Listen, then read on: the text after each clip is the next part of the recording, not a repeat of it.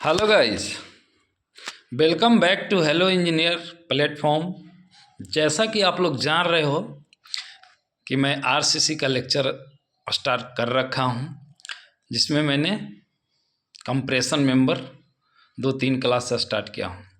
मैंने last class में types of column complete किया था, कवर किया था। मैंने जितना भी टाइप था सारा बता दिया कॉलम का टाइप्स। अब हम उसका एनालिसिस देखेंगे फ्रेंड। और पहले तो मेरा एक रिक्वेस्ट है कि जो हमारे चैनल से आज इस वीडियो में नया लड़का जुड़े हैं या स्टूडेंट जो भी जुड़े हैं, तो पहले हमारा चैनल को सब्सक्राइब कर लें, बेल आइकन दबा लें, ताकि जो है आपको आगे का वीडियो मिल सके नोटिफिकेशन में। और पहले जाके मेरा पीछे का जितना लेक्चर है वो न्यू स्टूडेंट के लिए बोल रहा हूँ, वो देख लें। और जो कंटिन्यू स्टूडेंट हैं जो देख रहे हैं उनके लिए तो कोई बात नहीं है। तो ओके फ्रेंड, आज हम लोग अपना वीडियो स्टार्ट करते हैं। तो जैसा कि आप लोग देख रहे हो फ्रेंड, मैंने लिख रखा है, स्क्रीन पे दिख गया होगा कि आज मैं क्या पढ़ाने वाला हूँ। Slenderness ratio. यस, अभी स्लेंडरनेस रेशियो क्या है, ये आया क्यों, इसका नेसेसिटी क्या है, इसका यूज क्या है, ये किस बिहाफ पे काम करता है, ये किस में यूज आता है, शॉर्ट कॉलम में, लॉन्ग कॉलम में, कहाँ पे इसका क्या है, सब चीज़ हम इसके बारे में पढ़ेंगे फ्रेंड। तो ओके, हम आप लोग का ज़्यादा समय नहीं लेंगे, हम वीडियो को स्टार्ट करेंगे। एक बार फिर मैं बोल दे रहा हूँ, this is compression member chapter है नाम। इसमें हमने कॉलम स्टार्ट किया है। एक्चुअली कॉलम जो है डायरेक्टली कंप्रेशन मेंबर को ही बोलते हैं, और बीम को टेंशन मेंबर बोलते हैं, ये आप जानते हैं, पहले भी मैं बोल रखा हूँ। तो ओके फ्रेंड, लास्ट क्लास में हमने टाइप्स ऑफ कॉलम कवर कर लिया था। अब चलिए, अब स्लेंडरनेस रेशियो क्या है इस पे हम बात करते हैं। तो देखिए, सबसे पहले तो आप स्लेंडरनेस रेशियो बोलेंगे, उसका सिंबल जो होता है lambda, lambda beta FITA theta, ये तो आप लोग सिंबल तो जानते हो। तो जहाँ भी हम लोग स्लेंडरनेस रेशियो का बात करेंगे ना फ्रेंड, वहाँ पे लेमडा से उसको डिनोट करेंगे, सिंबल करेंगे। ओके, आइए, इसमें भी हमारा 2-3 मतलब वो है, डिफिनेशन 2 ही लेके आया हूँ, क्योंकि डिफिनेशन तो आपको कहीं भी मिल जाएंगे, लेकिन वो समझाने का तरीका जो है अलग अलग होता है सबका। तो आइए, पहले हम डिफिनेशन को पढ़ लेंगे, उसके बाद हम समझाते हैं क्या है slenderness ratio. Slenderness ratio lambda equal to क्या है फ्रेंड, कि the slenderness ratio is define as the, यहाँ पढ़ के फ्रेंड मैं हर डिफिनेशन में बोलता हूँ कि एज द के बाद जो है थोड़ा स्टॉप कीजिए, अपने आप ही आगे का मीनिंग समझ में आ जाएगा। डिफाइन एज द, कैसे डिफाइन करते हैं भाई, अब यहाँ से पढ़ देना है। The ratio between the length of the column and its least lateral dimension. Yes, that's its friend. कह रहा है फ्रेंड कि एक कॉलम है, एक कॉलम है, इसका लेंथ होगा कुछ, ये लेंथ और लीस्ट लैटरल डायमेंशन, तो ये तो मैंने यहाँ पे फ्रेंड देखिए, मैं आगे फिगर बना रखा हूँ, फिर भी आप लोग को थोड़ा सा यहाँ पे डिफिनेशन पढ़ाऊँ। ये तो मैंने बस लेंथ दिखाया है। तो ये लेंथ कॉलम तो ऐसा होगा ना फ्रेंड, उसका तो एक क्रॉस सेक्शन होगा ना, ऐसा होगा ना। तो कॉलम अगर ऐसा होगा, इसका एक क्रॉस सेक्शन होगा, तो वही तो कह रहा है ना फ्रेंड कि लेंथ, ये वाला लेंथ और रेशियो किसका कर रहा है, लीस्ट लैटरल डायमेंशन, ये दोनों में एक होगा, जैसे ऐसे होगा। आगे मैं बना रखा हूँ, फिर भी यहाँ बता रहा हूँ, चूँकि अभी डिफिनेशन मैंने बताया है। मान लिए फ्रेंड ये बी है और ये डी है, ठीक है। तो ये जो दोनों में जो लिस्ट होगा, अब बी अगर लिस्ट होगा, ऐसे तो हम लोग बी को ही लिस्ट मान के चलते हैं, लेकिन यहाँ पे ऐसा है कुछ नहीं फ्रेंड। कभी कभी हमारा स्क्वायर जब कॉलम हो जाता है तो दोनों सेम हो जाता है, तो वहाँ पे तो कोई बात नहीं है, दोनों में से किसी एक को नहीं ले लेंगे। कहीं कहीं रेक्टेंगल हो जाएगा, तो अभी रेक्टेंगल मान लिए कोई इसको डी बोल दिया, इसको बी बोल दिया, ये सिंबल करने के ऊपर है फ्रेंड। तो ऐसा नहीं है कि हमने बी देखा कि अरे बी तो यहाँ पे है, हम इसी को उठा के रख देगा, नहीं, हम लिस्ट लेटरल डायमेंशन का बात करेंगे, लिस्ट जो कम है उसको हम बात करेंगे। ओके फ्रेंड, यहाँ पे मैंने बताया कि लिस्ट लेटरल डायमेंशन क्या है, और अंडर ब्रैकेट क्रॉस सेक्शन वहाँ पे आप समझ सकते हैं, क्योंकि मैं बात क्रॉस सेक्शन का कर रहा हूँ इनडायरेक्टली।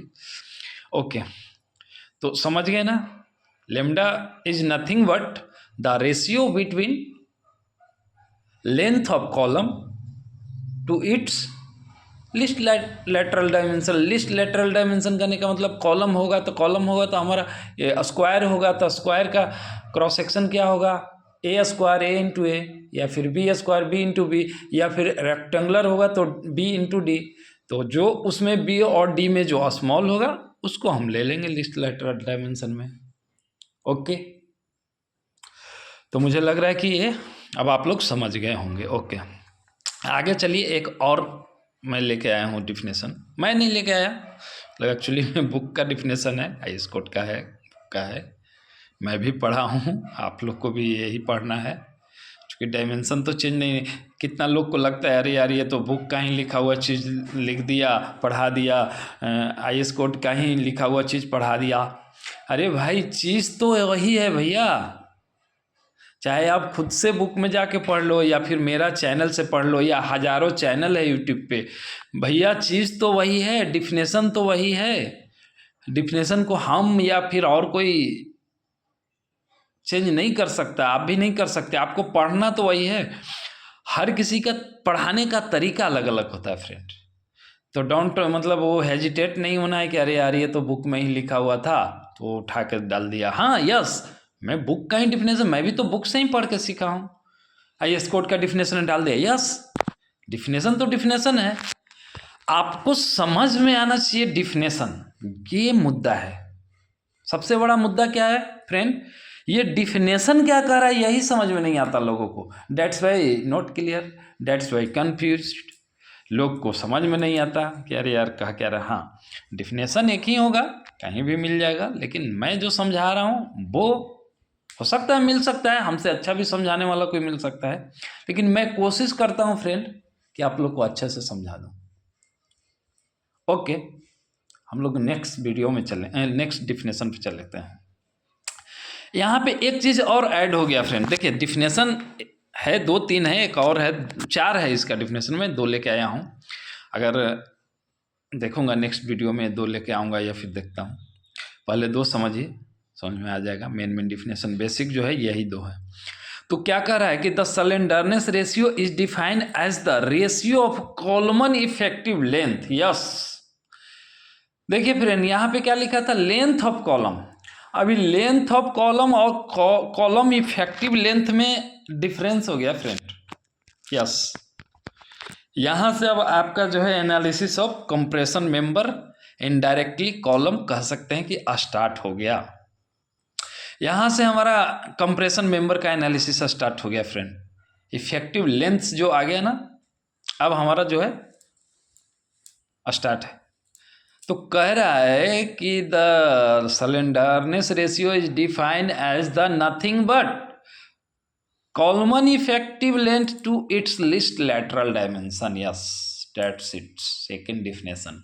तो अगर सेकेंड डिफिनेशन का बात करूं तो ये तो चीज़ सेम ही हो गया, भाई बोला लिस्ट लेटर डायमेंशन सेम है, बट खेला हो गया फ्रेंड कि यहाँ पे किसी ने लिख दिया कि लेंथ ऑफ कॉलम, और यहाँ पे किसी ने लिख दिया कॉलम इफेक्टिव लेंथ। यस, अब इफेक्टिव लेंथ क्या है इसको हम लोग समझेंगे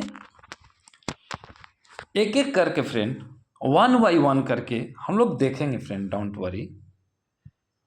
compression member is the chapter is marvellous chapter friend, अगर इसको आप पढ़ोगे, और marvellous chapter as well as मतलब बहुत काम का चीज़ है, इसको आप कह सकते हैं। हर जगह कॉलम उठते हैं, बिल्डिंग बनाना है कॉलम का ज़रूरत है, कोई ब्रिजेस बनाना है फाउंडेशन कॉलम डालते हैं हम लोग, बड़ा बड़ा पियर। तो ये जो चैप्टर है फ्रेंड मार्वेलस के साथ साथ बहुत ज़्यादा इम्पोर्टेंट भी है फ्रेंड, तो प्लीज़ आप लोग इसको अच्छे से पढ़ें फ्रेंड, ये मेरा रिक्वेस्ट है फ्रेंड, सॉरी। तो अब देखिए फ्रेंड, मैं क्या लिख रखा हूँ कि slenderness ratio lambda equal to क्या लिखा, effective length of column divide में अपॉन में क्या लिखा हूँ, लीस्ट लैटरल डायमेंशन। मैंने तो ये पहले आपको बता दिया ऊपर में डिफिनेशन, और यही है इसका फॉर्मूला बोल सकते हैं। अगर जेईई का एग्ज़ाम आप देने जा रहे हो फ्रेंड, जेईई या फिर एई का एग्ज़ाम, तो वहाँ पे डायरेक्टली आपको 1 मार्क्स में क्वेश्चन आएगा फ्रेंड कि फाइंड, वो दे देगा कि व्हाट इज स्लेंडरनेस रेशियो, ऐसा करके ये वाला करके 4 दे देगा। क्या दे देगा, 4 ऑप्शन में क्या देगा, लेंथ ऑफ कॉलम बाय में lateral dimension, length of column by में least lateral dimension, length of column by में मैक्सिमम, मतलब लिस्ट नहीं, मैक्सिमम लेटरल डायमेंशन। ये 4 ऑप्शन बनाते हैं फ्रेंड स्लेंडरनेस रेशियो लिख के। तो अगर आप यहाँ पे कंसेस से नहीं पढ़े फ्रेंड, ध्यान नहीं दिए इस चीज़ पे, तो आप गलत मार के आ जाओगे। तो याद रहे friend, effective length of column, पहले तो वो लेंथ में ही आधा स्टूडेंट को कंफ्यूज कर देता है, लिख देगा लेंथ ऑफ कॉलम। जो स्टूडेंट अच्छा से नहीं पढ़ के गया, अरे क्या था, लेंथ ऑफ कॉलम बाई में, हाँ डायमेंशन, ओके मार के आ गया, लेंथ वाला में मार दिया। तो डेट्स वाई गलत हो जाएगा फ्रेंड। आपको effective length of the column याद रखना है और लीस्ट लेटरल डायमेंशन याद रखना है, नोट डायमेंशन, लेटरल भी नहीं, लीस्ट लेटरल डायमेंशन। ओके, अब मुझे लगता है कि आप लोग ये समझ गए हो कि स्लेंडरनेस रेशियो कहते किसको हैं। अब आइए, एक मैं एग्जाम्पल लिया हूँ जो कि यहाँ पे मैं बताने का कोशिश कर रहा था, पहले मैं बना भी रखा था, मैं सोचा वहाँ डिफिनेशन पढ़ रहा हूँ तो बता दूँ आप लोग को। अभी देखिए एक कॉलम है, यहाँ पे आपको फीलिंग्स आएगा फ्रेंड, 3D डायग्राम बनाया हूँ मैं, थोड़ा मेरा फ्री हैंड से बना नहीं पाता फ्रेंड, फिर भी कोशिश करता हूँ बनाने का अच्छे से। तो ये फ्रेंड, ये आपको यहाँ पे ना फ्रेंड ये आएगा, फीलिंग्स आएगा। कैसे, ये तो हमारा देखिए, ये जो पोर्शन हो गया, ये वर्टिकल जो पोर्शन हो गया, ये तो हमारा लेंथ हो गया। अभी हम स्लेंडरनेस रेशियो पढ़ रहे हैं, उसको हम समझा रहे हैं फ्रेंड। ये जो हो गया, ये वाला पोर्शन जो हो गया, लेंथ हो गया। अभी आप इफेक्टिव पे ध्यान मत दो फ्रेंड, अगर आप फिर इफेक्टिव माइंड में रखोगे बाद में रखना, पहले मैं लेंथ का बात कर रहा हूँ। इफेक्टिव लेंथ पे मैं वीडियो लेके आऊँगा, अलग सब पढ़ाऊँगा फ्रेंड, कोई वो मतलब कंफ्यूज होने की बात नहीं, मैं पढ़ाऊँगा। मैं सिर्फ अभी ये समझाने का कोशिश कर रहा हूँ कि कैसे कैसे इसमें हम लोग लेंथ वगैरह लेंगे। ये जो हो गया फ्रेंड, लेंथ हो गया। और ये देखिए फ्रेंड, एक एक्सिस पढ़ा होंगे आपने 10th 12th में, एक वाई एक्सिस पढ़े होंगे फ्रेंड, तो मैं वही लिखा हूँ एक्स और वाई वाई। तो अब ये मान लिया कि ये बी है, स्मॉल वाला बी, तो इसको डी लेना पड़ेगा। अब मान लिया कि हम इसको ही बी ले लिया, इस वाला पोर्शन को, तो इसको डी मान, तो यहाँ पे फ्रेंड आपको ध्यान देना पड़ेगा, इसीलिए लिख दिया है। इसीलिए यहाँ पे वो नहीं कह दिया गया है कि आप डायरेक्टली बी उठा लो, नहीं, बी उठाना नहीं, वो सिंबल करने का तरीका है बी और डी। जिधर लिस्ट रहेगा हम उस डायमेंशन को डिवाइड करेंगे, डेट्स इट फ्रेंड। ये आप लोग समझ गए होंगे। और आगे मैं क्या लिखा हूँ थोड़ा सा देखिए, यस, फिर वही मैं लिखा हूँ फ्रेंड, आ गया स्लेंडरनेस रेशियो, ये इफेक्टिव लेंथ भी इसमें मैं डाल ही दिया हूँ थोड़ा बहुत, इस पर नेक्स्ट क्लास में मैं अच्छे से लेके आऊँगा। वेयर लेमडा इक्वल टू क्या है, स्लेंडरनेस रेशियो। एल ई मतलब एल इफेक्टिव का सिंबल है friend, L E, effective length of the column, therefore L effective equal to क्या लिखा हूँ, अब देखिए, अब यहाँ पे आ गया। किसी ने लिखा था ऊपर, जो मैं 2 और डिफिनेशन पढ़ा ना फ्रेंड कॉलम का, उसमें एक में तो लिखा हुआ है डायरेक्टली कि length divided by list lateral dimension, वो थोड़ा सा वो भी हो सकता है, बट वो अंडरस्टूड कर दिया वहाँ पे अच्छे से, मतलब अंडरस्टूड है, कितना बच्चा डायरेक्ट लेंथ ले लेगा। लेकिन दूसरा वाला डिफिनेशन में लिखा हुआ है कि इफेक्टिव लेंथ, तो effective length L equal to क्या होता है फ्रेंड, के टाइम में एल यू। अब एल यू क्या है, मैं लिख रखा हूँ, के क्या है, कांस्टेंट, एक कांस्टेंट है। के पे हम बात करेंगे कि सिंपली सपोर्टेड के लिए कितना के होता है, कैंटिलीवर के लिए कितना के होता है, कंटिन्यूअस के लिए कितना होता है, फिक्स बीम के लिए कितना होता है, सब हम बात करेंगे। के का वैल्यू वेरी करता है friend due to supports. In case of simply supported कुछ और होगा, फिक्स बीम में कुछ और होगा, तो हम के पे बात करेंगे। अभी आप इतना समझो इस वीडियो में कि के इज द कांस्टेंट। कांस्टेंट मतलब एक न्यूमेरिक वैल्यू है, न्यूमेरिकल वैल्यू है, ओके है। और ये क्या है फ्रेंड, एल यू क्या है, अनसपोर्टेड लेंथ। अब ये अनसपोर्टेड लेंथ क्या है और के क्या है, सब हम आगे का नेक्स्ट वीडियो में लेके आएंगे। आप यहाँ पे देख लो फ्रेंड, क्रॉस सेक्शन, मैं इसी का क्रॉस सेक्शन, ये जो है ना ऊपर का क्रॉस सेक्शन काट के मैं यहाँ दिखा दिया हूँ। मान लीजिए ये 400 है और ये 300 है, तो हम 300 का ले लेंगे फ्रेंड, ये वही हो जाएगा हमारा list lateral dimension 300। Okay friend, आज के लिए ये काफ़ी है। मैं अभी यहाँ पे लेक्चर अपना समाप्त करता हूँ। और जो न्यू बच्चे हमारा वीडियो देख रहे हैं, प्लीज़ जाके हमारा चैनल को सब्सक्राइब करें, लाइक करें और बेल आइकन दबाना ना भूलें। और thank you friend. Okay, next video में मिलते हैं।